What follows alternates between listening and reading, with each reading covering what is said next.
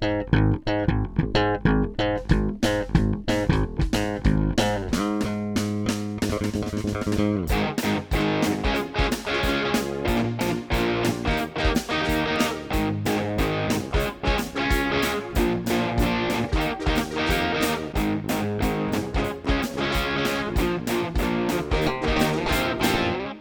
hello and welcome to another episode of Undercooled. Today we have a great guest. We have Ivan Baiges from University of Puerto Rico in Mayaguez.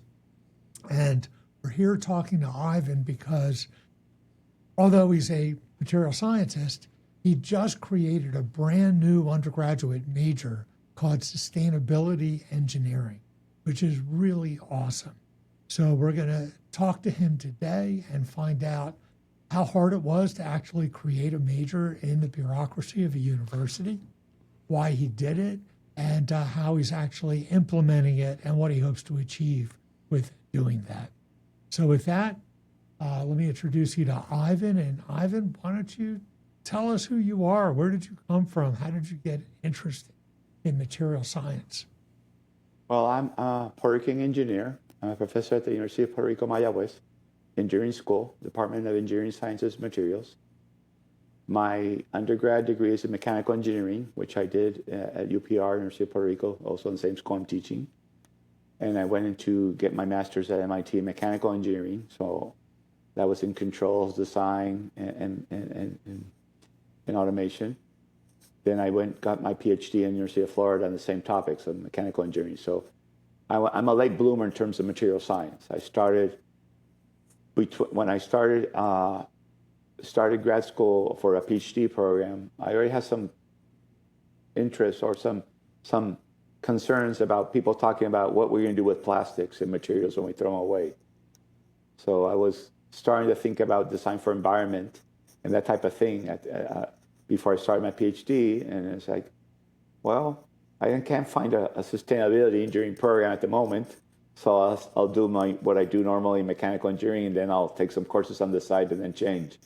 So my advisor at Florida was very gracious to allow me to take other courses besides the work I had to do for him in robotics and so forth.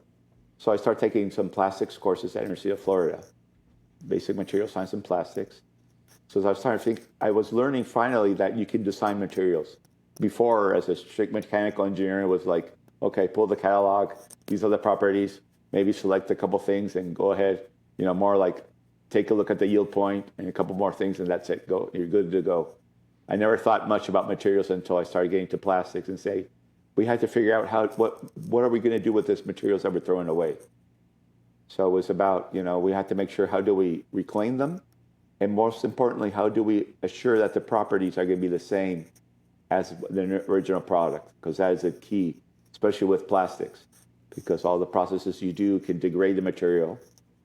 So I started after I completed my PhD, I started working with some companies in Puerto Rico how to do changes in their molding processes to reduce degradation initially. So we did like one of our experiments, we did 5 generations, 100% what's called regrind with no change in properties by changing the way we did molding.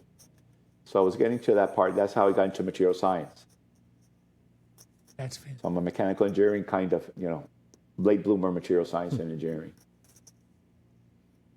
And of course, you can't keep recycling even polyethylene because you eventually chop up chains.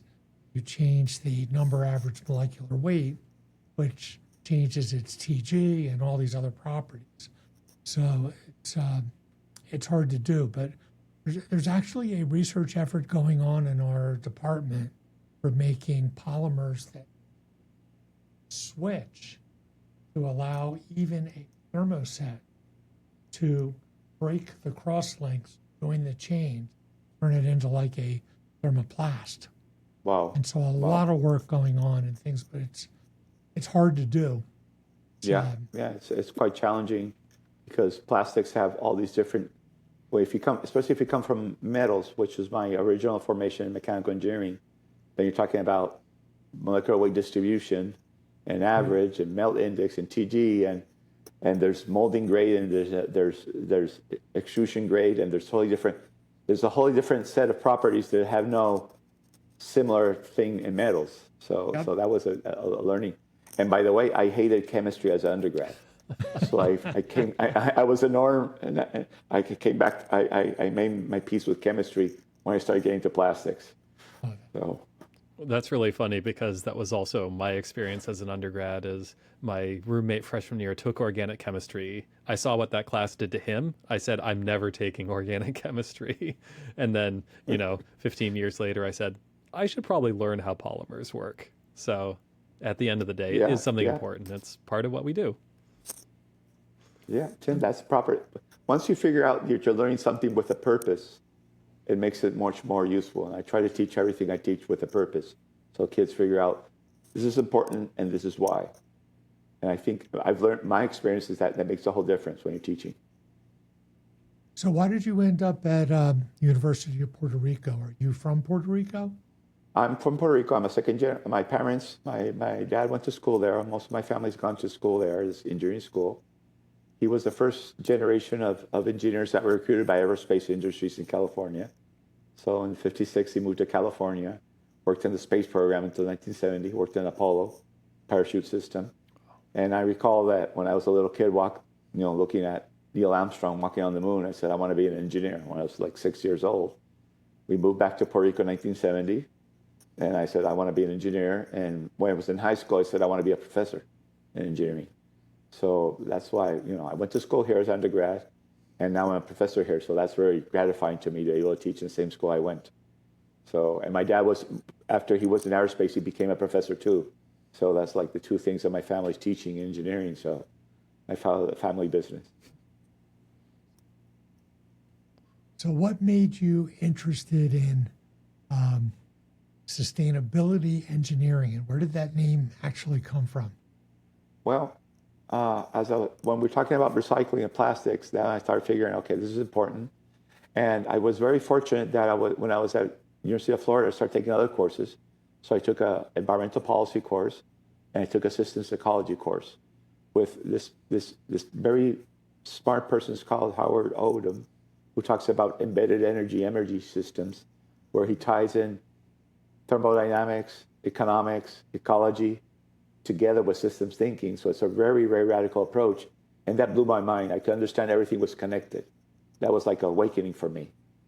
And so I started learning a lot about economics on my own. So that was like when I was doing the plastics art. So things started to move along. And then I'm realizing recycling is important. There are technical aspects of recycling. But if you don't have the proper policy and economics tools and change of human behavior, you can do all the material science work for recycling, you're not going anywhere. So I figured this requires more than technical solutions. This requires an integrated approach where we do the economics, the ecological part, the social sciences part, the policy part. So I started working with people in policy and other stuff. So I started figuring out, look, these decisions happen at a higher level. And they hinder, and engineers kind of don't like to do that. They keep their head in the sand. They said, no, if we really want to solve this, we have to go to a higher level. We have to go to a different level that one was created. So I started getting into policy, started working with life cycle assessment analysis. And I started working with that before there were software. So our software was spreadsheets. So we plugged in the data in the spreadsheets, programmed everything. So we did very nitty-gritty spreadsheet-based life cycle assessment. So that was coming together. I left teaching for a while. I worked 4 years in Hewlett-Packard. So I started doing R&D, and I started trying to push recycling there. And I realized they were a linear economic company in terms of they were selling trash, right? Cartridges or trash. So I was getting upset with that. So I went back to college. I went back to the University of Puerto Rico to teach. And everything was like I gained this inkling. I'm talking to people of social sciences. I'm talking to people from agriculture and other fields. So we create this community on campus that people are like-minded from different disciplines. So we have this common knowledge. We have this common respect for each other. We start learning from each other. So everything's turning around. And I'm saying, look, we should create some courses, possibly a minor. And by the way, we got our minor recently approved on campus. So we got that started. Sustainability engineering minor for all engineering students. And that was coming together, and suddenly there was two big events that really jailed everything. Hurricane Maria in Puerto Rico in September 2017. After it was a Cat 4 or 5 hurricane. So I'm sure you're possibly more familiar with tornadoes and where you guys come from. I'm not sure if you know what the EF3 tornado is. Mm-hmm. Well, we had the equivalent of an EF3 for 12 hours. So we were, the island was destroyed. Like 99% of people had no power. I was a very lucky one. And my family, we got our home, we got power in 3 weeks. And we were extremely fortunate. People that spent 1 year before power in some places, Puerto Rico. So I said, look, we have a very sophisticated system to address our needs and wants, but it's very vulnerable to nature and it's not very resilient. So I said, look, sustainability is the key for resiliency, especially on an island, because our grid is isolated. I mean, it's not like in Michigan, power goes out, you might possibly connect to Wisconsin and get some power through the grid. We don't have that. And we have to import basically almost all our food. So if there's a shutdown, like if the, with the planes canceling flights nowadays, it makes us vulnerable because we can't drive to Florida. We're 1,600 miles from Florida. So that made it like we have to figure out how to make a smaller scale, more resilient way to deliver products, built environment, energy, water, food. So that was like I said, let's get started. COVID was the last pushover with all this, idle time, not idle time, but being, going crazy, stir crazy at home. So I said, let's create a degree. People said, let's start a minor and courses. Let's swing for the fences. Let's create something totally different. And I was naive enough to propose a program for sustainability engineering. And I said, this is fine. Let's go to Google and see what schools have the outline and figure it out. But lo and behold, there was no programs in the States. There's no programs in Canada, Mexico. There were some programs that had something in Europe, but there would be more product or energy. There would be themes only. We wanted something more complete. So I decided, let's go for it. Let's create a program that has the basics of economics, ecology, public policy, public speaking, social sciences, and then engineering program, and also to how to integrate that. So we're creating over 14 new courses. Some of them are totally from scratch. Some are a combination of different courses. So my tally is over 3,000 hours now of work of talking and creating and thinking. And you've seen some of the documents I've shared with you. Yeah. And since I shared those, they've changed a lot because every week I add more and more. So I was crazy enough to do it, and I'm glad I did it. Right. I'm glad to do it. That's awesome. I just saw on the news, Jamaica got hit really hard by that last hurricane. I forgot the name of it. Melissa. Puerto Rico. Yeah, it's Puerto Rico. Their whole grid went down. Yeah. But so many people have solar power in Jamaica, and they were up almost immediately. Yeah, most of the people, there's a lot of people in Puerto Rico. I have, after Maria, obviously, but I have my own solar system, and I have a gas generator to charge my batteries if it's rained several days after the hurricane. So right. we end up having 2 levels of backup of everything now. Yeah, that's what you have to do. Yeah, and we live around September. We get scared all the time because that's the peak. When sure. By this time of the year, we're like kind of sign of relief because we didn't get hit. But every year starts again, so it's. Well, this has been a good year. Yeah, we were very lucky in general. But Melissa, it came late, and it really, really hammered. We can relate because that's the similar hit we got from Maria. So with all these courses that you're describing, 14 of them, that sounds amazing. It's just so exciting that you can get people to do this. I'm wondering, how did you recruit people to build and teach these courses? I'm sure you're a superhero, but doing all of this entirely yourself might be a little bit much. So how did you build the team? Well, we already had a team in our department to create the program, but we have 14 professors from different engineering programs on campus on board with us. So each of them is creating a sustainability engineering elective in their department to do parallel with us. And also they're creating some of the courses for our program. So I sit down with each of them. I'm kind of like, not a stalker, obviously, but I look at their profile, I talk to them, I sit down with for coffee, and I start teasing with this idea. What do you think if we have something different in the world? And so I kind of slowly recruit them. And then, you want to really do something? You want to shake the tree? You want to do something different? Are you bored of what you're doing? And they said, yes, let's do that. So I started talking about sustainability, and I explained it to them. And I said, I'm sure you could create a course of sustainable water resources. That's the person I'm recruiting now. It's taking a while to, do the little overture to him. And I've spent already 20 hours talking to him, different occasions. Still, he's almost there. But that's the process I've done with a lot of people. And it's really gratifying to, it's challenging, but it's great. So we have a lot of these courses. What we've done, we've got donations from companies. We pay some release time to create the course and teach us the special topics to get started. But then after that project is ended, they still work with us regardless of the funding. So they keep on making time for us to do so. So we got a lot of very dedicated people that they're very passionate and they're very sure that we're creating something totally different. But it's a challenge because, you want to recruit people that are good, and people that are good typically are very busy. And the ones that are not busy are not very good. So it's a dilemma to figure out how to turn them away from what they're doing, how to get them away from what they're doing. Something else I was wondering is, with this being situated in engineering courses, but as you're describing, there's the social science component, there's the economics, there's the business, and all of this.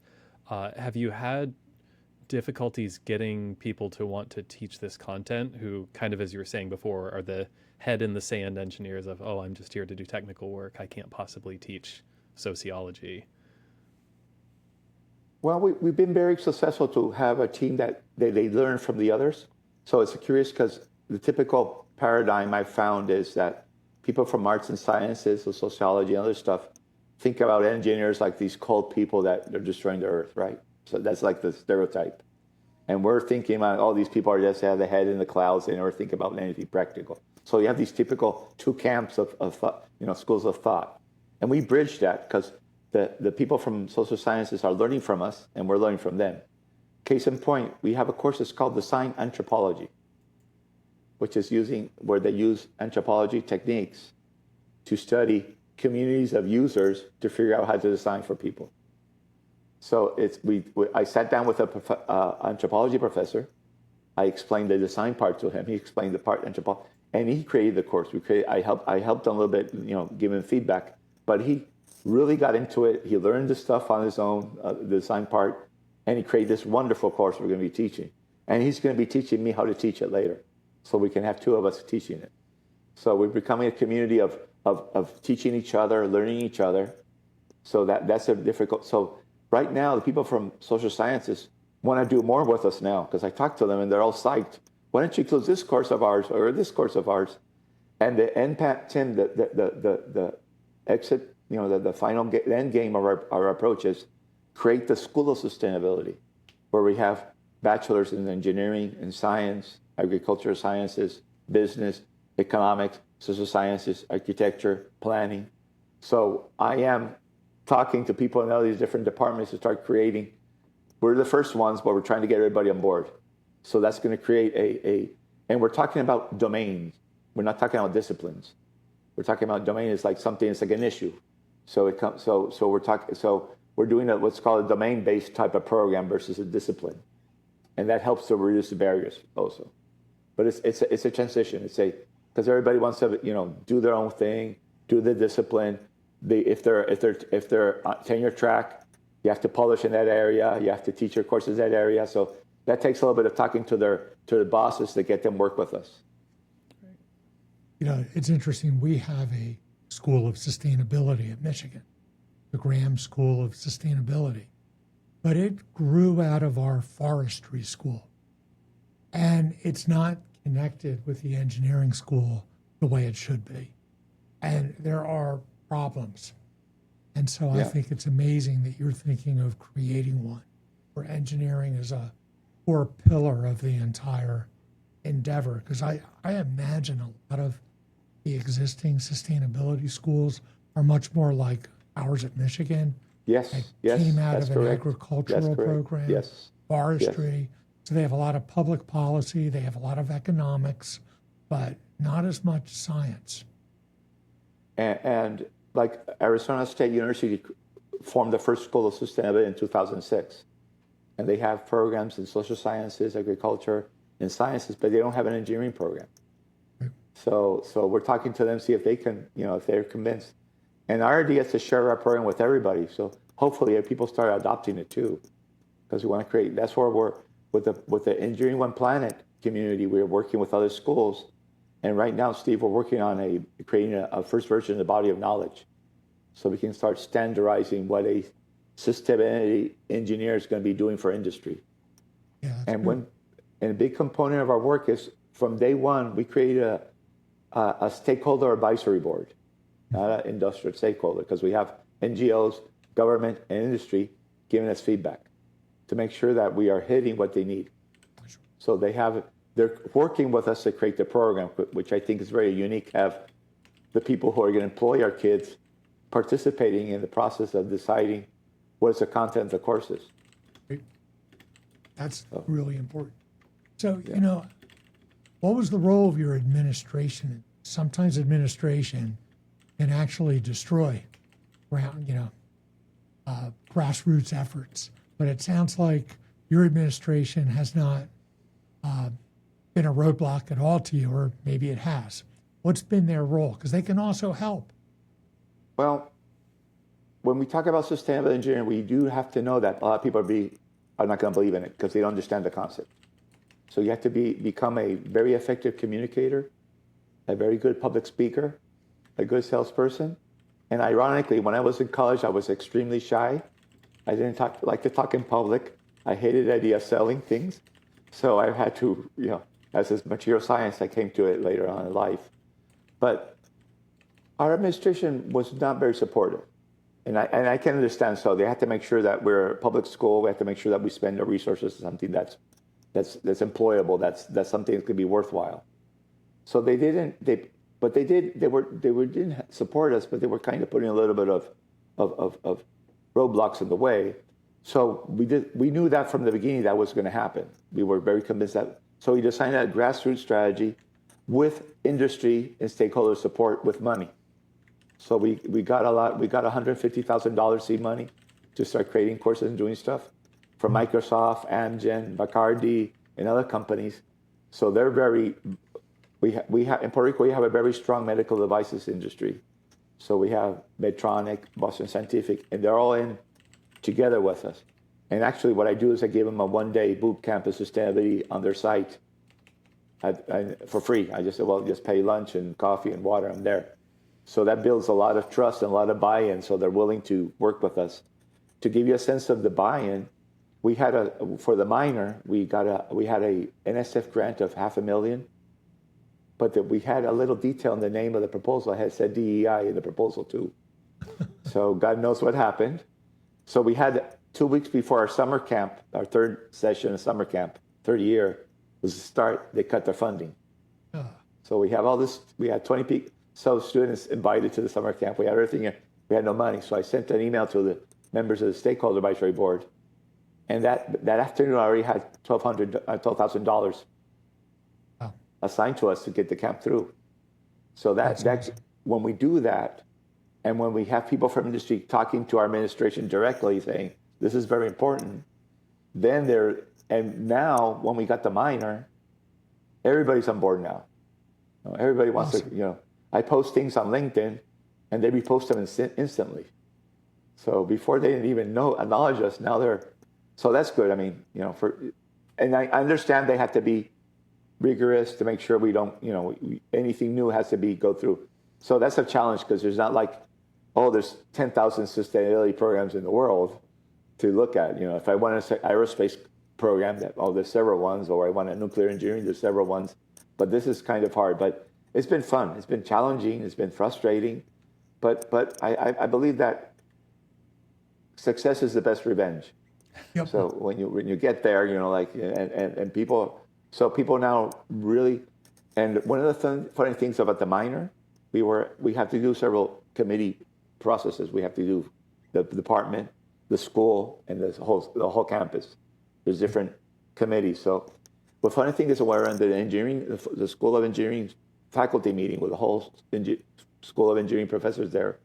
The committee is presenting a proposal, and the chairman of the committee is defending that proposal, and he's not part of our team. And initially he was against it. So when he's taking questions and defending our program, you're successful because you really change their mindset. So when your enemies perceive it and defend you, you're doing well. It's really nice that, I think you're a good example of why bottom-up grassroots efforts are the most successful, especially at universities. A lot of administrators believe in top-down. They have a vision, but that's really hard to make people buy into an administrator's vision. And so when a whole group of people share a common goal, that's much more powerful and can overcome any of these roadblocks. But you sure did it well. You raised the money, and money always talks to administrators. Yeah, and now we're looking for $1 million. So I'm doing all the, knocking on doors, talking to my former students, now their managers with, signing authority for money. So we're doing all that fundraising for the program to get started, because we have a lot of economic issues on campus. Puerto Rico has a very dire economic state, so state schools are suffering a lot of defunding. So one of the key ingredients to get the external funds to finance the program. So I'm looking for that now. That's the biggest challenge we have. But we'll get it done. We'll get it done. My team gets nervous and they're all, oh my God, we're not going to get it done. I said, don't worry, we'll get it done. Sometimes I don't know how, but I'll let them know. We'll figure it out. And they trust me. So maybe we can talk about what's actually in your program. If a student wants to become a sustainability engineer, how do you mix fundamentals of engineering with all of these other systems thinking, economic sociology, all of these? Well, our program has, aside of the general education requirements, languages, and so forth, electives, we have 4 key parts to it. We have the STEM foundation, which basically all engineers have, the math, the sciences. We do have an applied ecology course, which most engineering programs do not have. So it's applied ecology for engineers. That's one of the basic courses kids take in the first year of the program. And we did that. We have that STEM foundation, where you do the engineering part. We do the engineering mechanics, material science, fluid mechanics, circuits, thermodynamics. We do have that foundation. Our students are going to be well prepared to take the fundamentals of engineering examination for the PE. We are making sure that's going to happen. We prepare them for that. So we have a good core of that. We have many engineering programs. You can divide their courses in analysis and design. So we have a block of sustainability engineering analysis courses, and we have a block of sustainability engineering design courses. But the another part of the foundation, which is in parallel to the STEM, is what we call the Sustainability Foundation, where students take public policy, take a new course in economics, which is a counterpart to micro and macro economics. It's a sustainability course, engineering economics, sustainability economics course. So they take that one. They take public speaking. They take public policy. They take communications. So they take ethics. So it's they take a basic course on the fundamentals of the ideas of sustainability. It's called Creating a Sustainable World, which is one of the first courses we have. So that gives them the big ideas of sustainability. Then when we go to the analysis courses, we have life cycle assessment course. We have an ecological engineering course, which is using the services of nature to do engineering services. Like you have a wetland that purifies water. That's an example of ecological. And you design how much wastewater you can put to a wetland for it to process. So that we have a course in, we have a counterpart to engineering economics. It's called Sustainability Engineering Economics, because it looks at future generations, present generations economic framework, not just a rate of return on investment, quarterly type of approach. So we have that. Those are foundational courses. So we take that. We have a systems. We have a thermal fluids for sustainability type of thing, energy and type of based course. And we have a system dynamics course based on systems thinking, ecological systems. So those are the main components of our sustainability analysis foundation, engineering foundation. In the design one, we have the design anthropology course. We have 2 sustainable and regenerative systems design courses. One is focused on things, what we call short-term things, products, materials, services. And ones are long-term, which is built environment, transportation, so forth. Because when you decide for a building, that's a very important decision because it lasts decades. I mean, you can change a product at your home within the next year, but you can't change a building within the next year. So those are, so we have 2 separate courses of those. In capstone, we have a capstone like all the departments, but we have a second capstone. It's called Sustainable and Affordable Design, which is design. It's based for community design based for people below income. How to design solutions, low tech solutions for poor communities with a sustainability focus. Our dream is to have the students work on a project within a community and have the community give them room and board for that time being there. So they live with the community. That's the goal, of course. So we have those 2 capstones, and then the student takes 2 design electives. It can be products, materials, and manufacturing. It could be built environment. It can be smart and sustainable cities, and it can be energy. Those are the first 4 courses. We're working on transportation, food systems, water systems, and I think it's pure materials, sustainable materials, design of sustainable material systems. Those are the future generation of electives. So the student takes 2 design electives to go he has a broad foundation of all the other parts of it, but he wants to go to materials and products. He'll take product courses, design courses directed to that. So, and we have a 4+1 program, so students with 1 more year can finish their master's. So that's designed in the program. So you're offering a master's. We're working on the master's right now. We are working to have it, the first version, have it online, because we've been so, as I post on LinkedIn, a lot of my former students see stuff, and I get all these messages saying, why did you create this after I left? Why didn't you have this when I was here? Yeah. So they're very interested in the master's program, so we're going to work the first version, online version. So they're willing to do that. And also, that can secure more sponsors in terms of money to work. So one of our sponsors, who just has not authorized our name to talk about them, gave us $40,000 to start working on the online courses. So that was a conversation, and he sent the money without telling us. So we saw the transfer the next day. So the master's is going forward, and I think that's people. And we're doing a professional certificate, which would be some of the courses of the master's. So we're trying to use the whole thing, trying to impact as much as possible. And one of our dreams is we're working with some of the people from the EOP program. There's a fellow who works in high school education, specialty engineering. So I proposed to him a 10th grade course in sustainability and a 4th grade course in sustainability. Nice.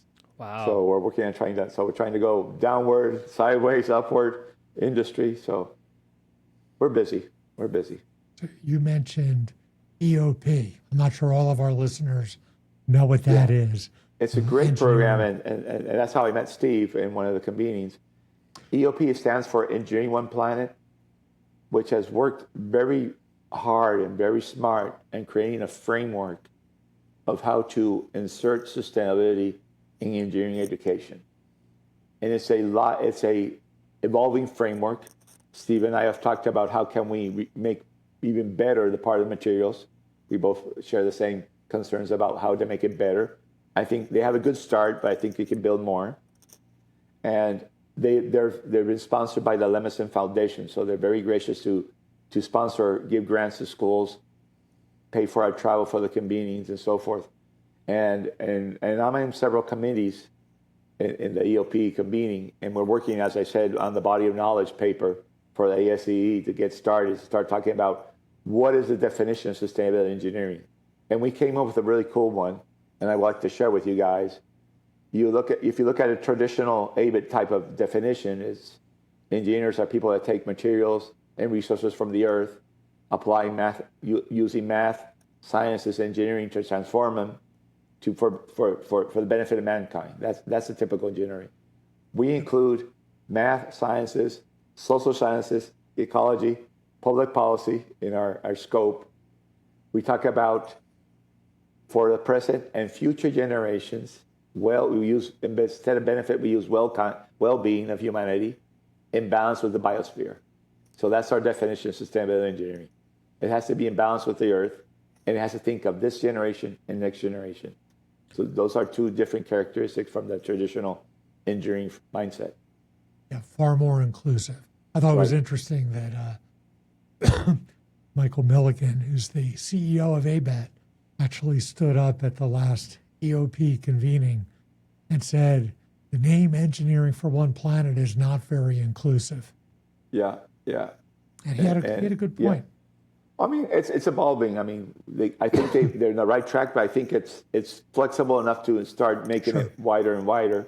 And I'm trying to have some conversations with him to eventually set the basis for how do you achieve the accreditation for this program.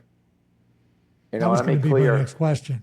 Right, we have a great model in the University of Calgary. They haven't graduated people yet, but they created a really cool sustainable systems engineering program, University of Calgary, a bachelor's degree, which is our model.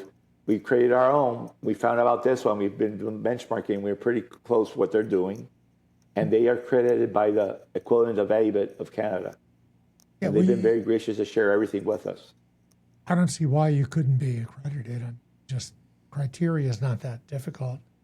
Yeah. And everything we did, all our curriculum is designed for ABIT from the beginning. We're looking at the outcomes. We're doing all this stuff. So the hardest thing is you've got to get at least one graduate before they will accredit you. Have you had a graduate?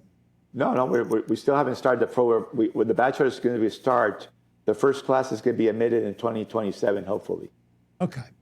So, and I negotiated with my wife that I said, I'll retire after the second class graduates, not before. So we got to that agreement. So we're on the same page. That's so I one think of the that's going to happen like in 7-8 years from the future. Was it? So new programs at ABET, you need at least one person has to have graduated before they'll come. And we're working with the National Council of Engineering Examination for the PE certification. Yeah. So we have to start setting the basis for what would be. So you're going to have your own test. PE yes. We are working towards that because if you look at what happened with computer engineering, they took decades to get a PE type of test.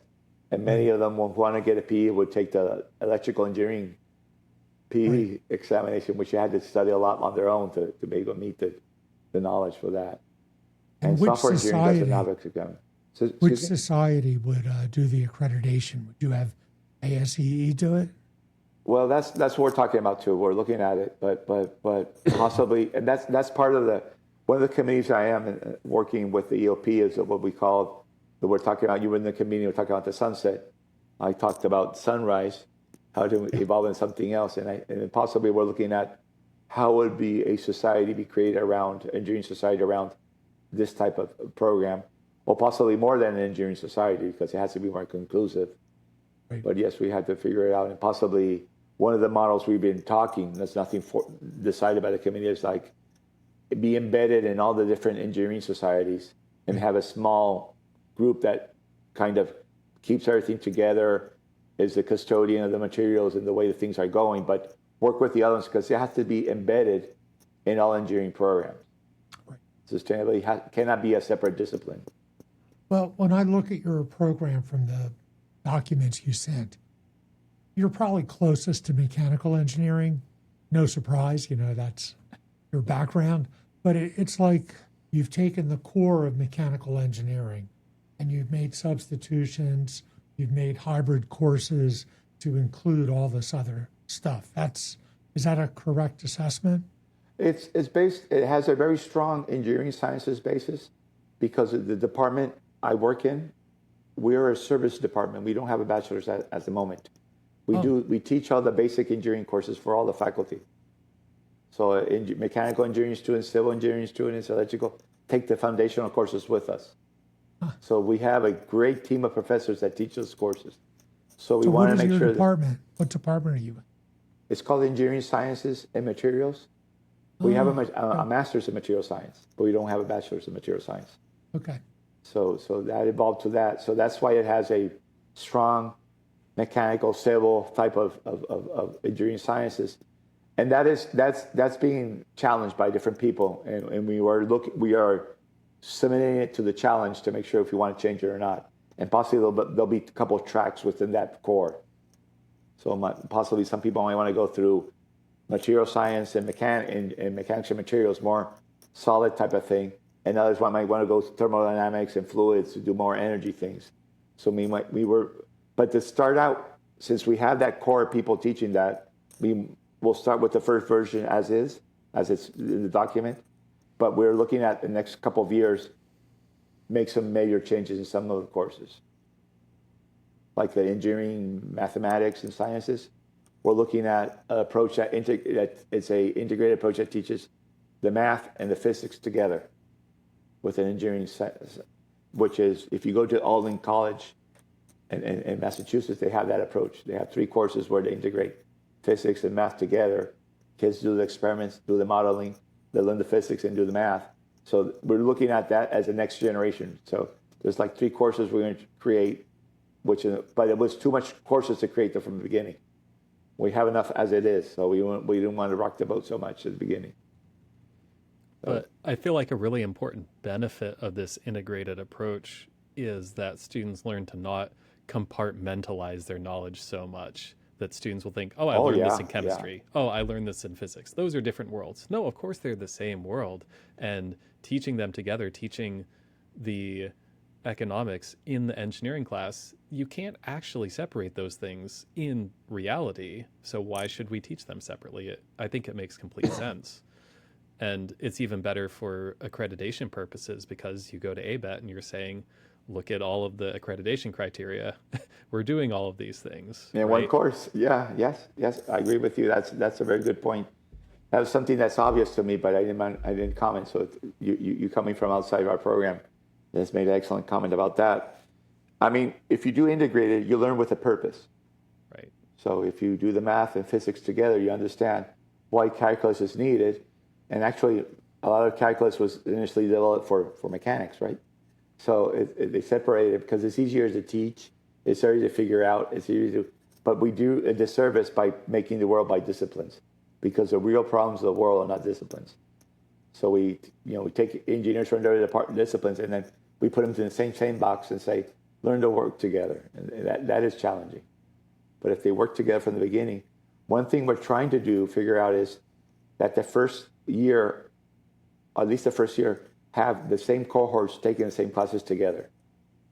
So there would be 3 teams each team taking the same courses together, and they would be doing project-based learning from the beginning. So they would be the project management skills would be embedded in the courses. So when they go to the actual engineering courses, they already have the bonding, the relationships, and they know how to do things in projects. So a lot of our courses are very project-based, experiential learning, more than tests and simple assignments. So since you brought it up, you're clearly using many different pedagogies to teach your courses beyond the traditional stand and deliver lecture. So maybe you can talk about your thoughts about pedagogical approaches. Clearly you've looked at the Olin model quite a lot, which is a huge departure from stand and deliver lectures. So how is your program being developed? Well, the goal in the fundamentals, the goal is to transform our courses to that. That's going to take a little bit of a while. But we have more control on the new courses we're creating. So we want to do like I've done special topics in the past about sustainability and engineering, and I've taken my students to low-income communities going house by house doing simple energy audits. So you have this energy engineering students knocking on a door, explaining in layman terms what they want to do with this person, what's the benefit, and convincing to let them inside their house and make a simple energy audit. So they're learning how to communicate with different communities, with different mindsets, and also to do the technical part and convince other people to do so. So that was it. They learn so much and they figure out so much. They're like, wow, I didn't think about this before. So we're trying to do, the experiential learning as most as possible. And I have a course, a special topic is called sustainable products. So I bring all these products. Let's take them apart. Figure out how you're going to make them easier to repair and stuff. And they learn a lot. Just the keyboard of a computer is a great lesson about what not to do if you want to do circular design. So, and we're working towards creating you've heard of maker spaces, right? There's something else. We're trying to create an unmaker space where students figure out how to take a product apart and redesign, right? And we came up with a catchy name. We still haven't got the money to do so. We call it the Smash Lab. So people take products apart, redesign the parts, possibly do 3D printing of the new designs and put them together with the old one. And we want to do that from the freshman first year. Figure out the problem, then figure out what is the knowledge you have to make this problem better. Yep. But so it's going to take it's a while. It's going to take a while to transform the faculty to do so. But some are getting it, and they're having a lot of fun trying to do so. I love that Tim, approach. You did a whole reverse engineering project in your lab, right? Yeah, that's right. But I didn't have the foresight to think about asking students how to redesign products for repairability, for example. And that's so important because I think even when our students are thinking about maybe product design for lower environmental impacts, they're thinking about inputs to the system. And to say, what about the whole other half of the life cycle? What about what happens when the user is using it? What happens after the user is finished with it? That we can extend the viability of products in time and reduce the number you need to make in the first place, which might be bad for profits, but there's other goals to achieve here. And so I really love that that's a focus here. And it's fun to break stuff and see how and we it can breaks. share our ideas about the Smash Lab, Tim. So if you want to, we can share the document and you can add to it. And as I tell Steve and everybody, here's a document, criticize it, improve it, do anything. I have no shame. I just want people to give their input and get the conversation started. Yeah, that's right. The So most you important have thing great is ideas, that get that to us. is that it gets done. That's what matters. Who Yeah, gets to put that's their my name approach. on which line of it is not so important. It's about the result.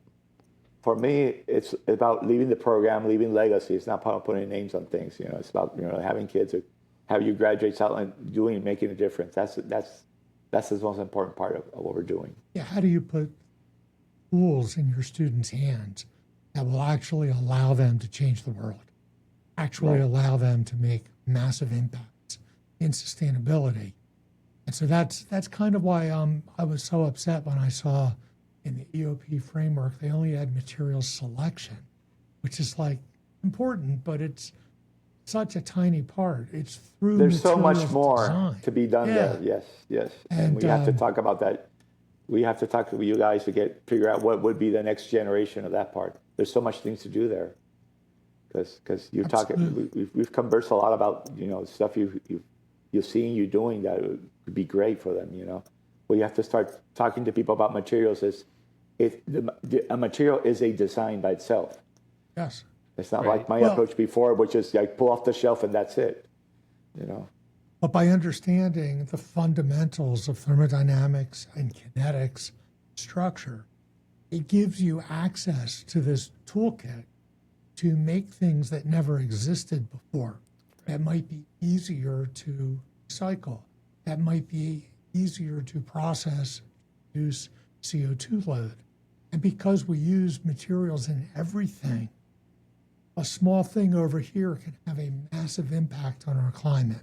Yeah. We just talked with John Allison, who's in our department, who created it's called ICME, Integrated Computational Manufacturing Engineering. Terrible name.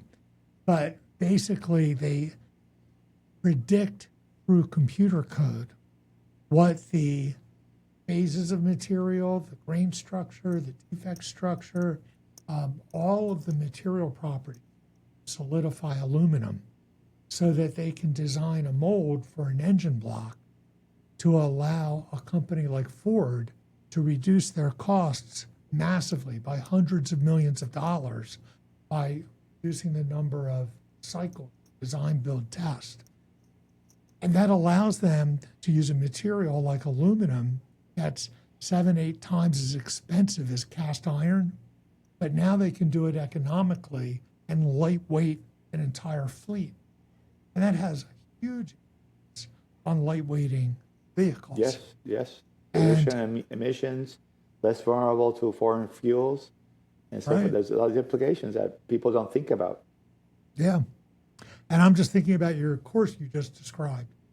I bought an EV, and it's this wonderful thing. I love it. But I'm scared to death of the first accident I get in. Not because I'm not worried about the battery burning or anything like that. Even a relatively small fender bender will cause the insurance company to total my car. Yeah. Because you can't, it's got so many sensors on Yeah. all the panels that they're so expensive to repair that you just can't do it. And so, We we're have to think victims about of our own low-tech success. solutions many times. We have to think about, look at a 67 Volkswagen, right? That should be the goal of our designs, something that you can Right. repair at home and Yeah. do things easily, I'm sure we can come up with something that's high-tech, but it's easy to repair and it doesn't have so many parts. And that's what we realized after Maria. We imagine if you wake up next morning after a hurricane and you don't have any credit cards at work. Right. You don't have internet. You don't have where you buy your food. Everything is closed. So if you don't have cash, you're screwed. And how many people carry cash? Right. nowadays? No one. Well, I don't So- know if you read that book by, so Bill Clinton teamed up with James Patterson, the mystery Yeah. writer, and they wrote a book. And the whole premise of the book was the bad guys weren't going to put a virus on anyone's machine. They weren't going to, suck your data. All they were going to do was erase every hard drive in the world. Yeah. Because if you did that, you would cause all the economies to collapse Right. because Right. all of our records are digital now. We don't Yeah, have we're any too backup. vulnerable to technology. We get enamored by it, and we don't do, and we're too vulnerable. And one book I would recommend to anybody who wants to learn about this topic, it was written in the 70s by E.F. Schumacher. It's called Small is Beautiful, Economics as If People Matter. And that has the big ideas that it was not called sustainability at the time. But if you read this book, get it, read it, perfectly hard copy, so you can highlight it, and it really, really knocks you down. That's why I was starting to get into sustainability. I was in a library, in a bookstore, and I saw this title, Economics as If People Mattered. And that's the foundation for sustainability economics. So it's a small-scale human-based systems that are not so vulnerable to these big. You'll have to big send me the information, the title, and the author. Yes. We'll put it It's in an the show excellent, notes. and for I this tell my episode. students, you have to read this book because this give you these big ideas. This, and with AI, we're going to have machines do people's work, and then who's going to have a salary to buy the things that AI makes? Because AI is going to build everything, right? So if we don't have, it's the same what happens with automation, right? If too many people lose their job, who's going to buy the products the robots make? Nobody. So people have to have a job to be able to put food on the table and to feel fulfilled in their lives. So that's part of the book, the sense of work is gratifying. It's not something to be eliminated, right? There's some hard work, backbreaking work, yes, but knowledge work or other stuff, no. So sustainability is looking at those ideas, and I'll send you a link. You have to get this book. This blew my mind. Right. I do think it's really important that we have to avoid the trap of the engineering mindset, which is, I have a problem, I'll invent a technology to fix it, because that gets us to what you were saying. Then everything is just more tech, and it becomes a trap you can't get out. And sometimes the solution is to change as you said earlier today, change people's behavior, because that's going to actually fix the cause of the problem. The rest is just putting Band-Aids on the problem. It's what I call the microwave effect. And my wife got this beautiful microwave with tons of buttons and all these settings. And which one did I use? The 30 seconds several times I heat coffee. So technically I could have a microwave with 4 buttons, pizza, popcorn, coffee, and other. That's it. I don't have to all these. So, but we have these, we go to the store and we see this product with 10,000 gizmos and I want to have it. And when you go home, you only use 1 setting or 2. Because it's not designed it's designed to fill up your eyes and create the desires, not to make your life better. So that's why we have the design anthropology course, which is trying to avoid that, to design towards that. I tell my students the best material to recycle, the best recycled material is the one you don't have to recycle in the first place. Right. The best kilowatt you produce is one you don't have to use in the first place. So when you talk about that, it's like, how do you avoid using resources is the most important thing to do, while you keep the same well-being and happiness. Because you buy less trash, right? You have to work less hours because you buy less stuff you're going to throw away. So you can spend more time doing things you like. So when I tell my students about that, they kind of like, it's shaking other mindset. That's the opposite of what big corporations want to do. Oh, yeah, the consumer society, yes. And in our course, we talk about what is the origins of the consumer society, which started in the 18th century. Look at the steam engine and the cotton gin. So we create technology to make things quicker. And then in the 20th century, we created the psychology to create marketing, to create the desire. So we put everything together, and then we have fossil fuels to power it. So we create this perfect storm of a disposable society.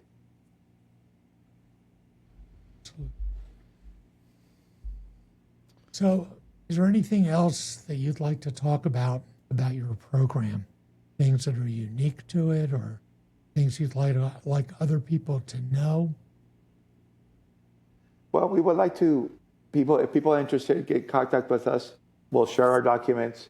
We really like to hear what you have to say, good or bad, because that's what the documents I've sent you, they're the result of hundreds of hours of talking to people, debating, and improving. And that, I think it's not our program. It should be a program that everybody should have access and to share, because this is the moonshot of the 21st century.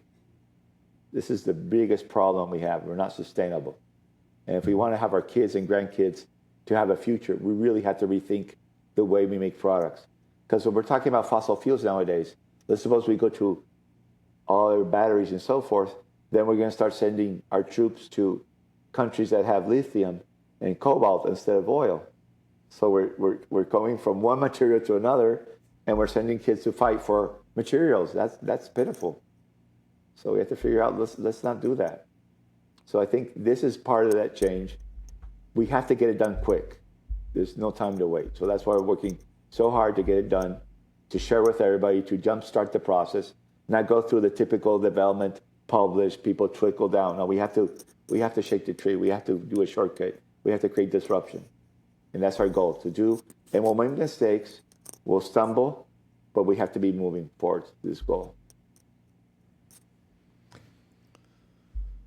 I can't believe it. Timer says we've been talking for an hour. It's been great. Time It's been flies. great. And It's great to meet fast. Tim, and looking forward to sometime meet you guys in person. Met Steve, and we had a great conversations and convening. So we should keep on doing that and speak our minds. And look, this is not working. We have to figure it out, and we have to improve the EOP framework and keep on moving it.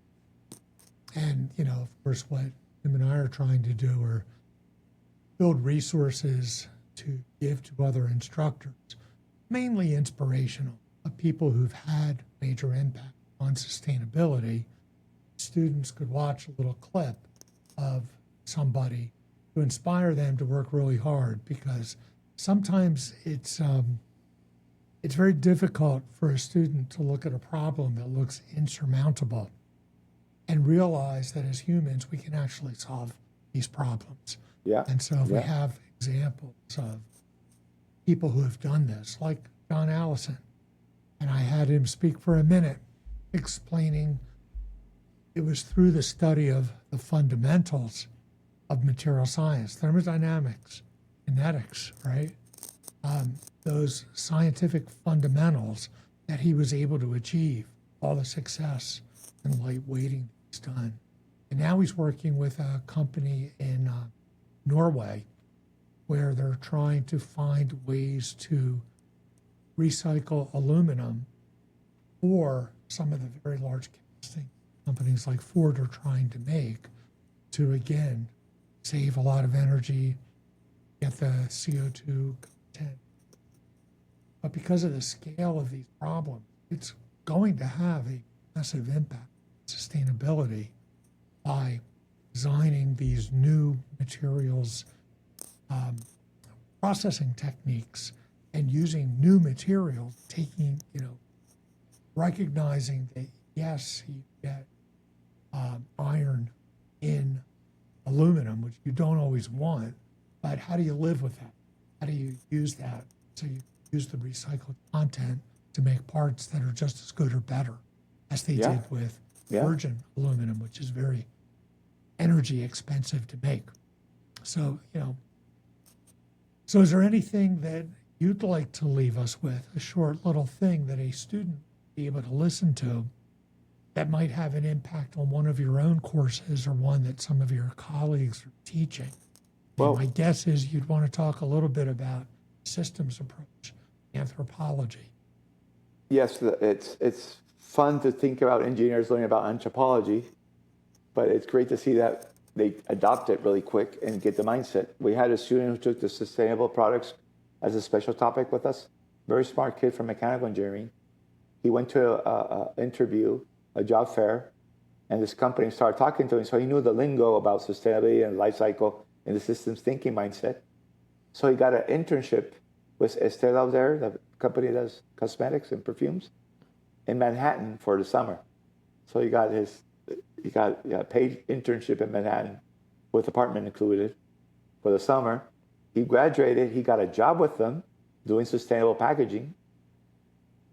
The good thing is he quit it because he's going to do a master's in the area. So sometimes just having some basic knowledge of sustainability and figuring out how to integrate in your engineering discipline is important. Don't think about this as a separate discipline.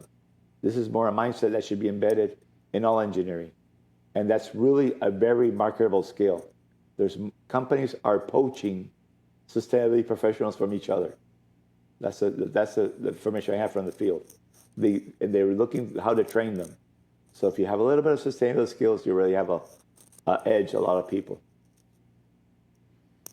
I think that's a great point to close on. I hope all of our students out in the audience hear that and say, oh yes, it's the mindset, right? It's integrating this way of thinking into all of my solutions that I attempt at different problems, and that'll make me a better engineer as well as a more valuable contributor to, the sustainability of our society and our planet. Yeah, can change the world with some of this knowledge. Well, with that, I suppose we should call it a day. Ivan, thank you so much, Ivan. This has been I enjoyed fantastic. so much the opportunity. Thank you so much. You've been very kind. Yeah. So you've been very informative, and so I have a lot to think about. And it's funny, we're trying to recreate our curriculum here, and we decided we want to have a sustainability thread go through our whole curriculum. Now we know who to go ask for help.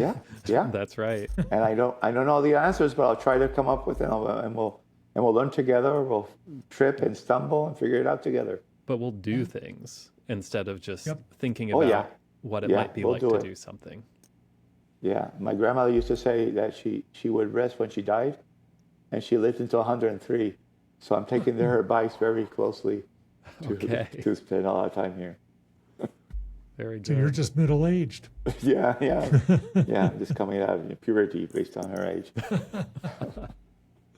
All right, well, thank you so much. And for all of you listening to us out there, thank you for listening. I hope you've enjoyed it as much as we have. So thank you very much. All right, thank you. See you next time.